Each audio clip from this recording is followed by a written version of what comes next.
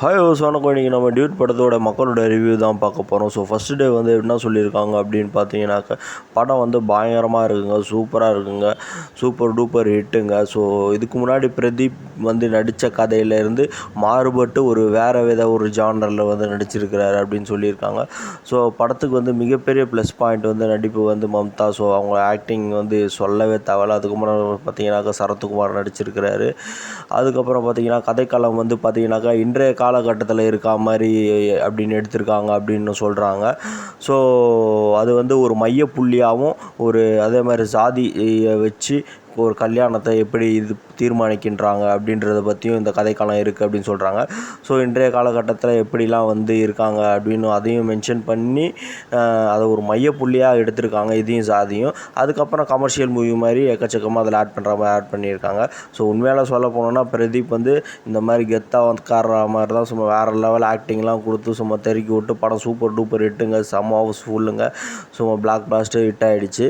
So சொல்லவே வேணாம். ஏன்னா அந்த அளவுக்கு வந்து படம் வந்து இருக்குது. சென்டிமெண்ட் சீன் போட்டு தாக்கிட்டார். எப்பயுமே அவர் வந்து பார்த்தீங்கன்னாக்கா எமோஷனுக்கு அதிகம் வந்து முக்கியத்துவம் கொடுப்பார் படத்தில். ஸோ இந்த படத்தில் எமோஷனுக்கு வந்து அளவே இல்லை. ட்விஸ்ட்டு மேலே ட்விஸ்ட்டு பயங்கரமாக இருக்குது அப்படின்னு வந்து சொல்லியிருக்கிறாங்க.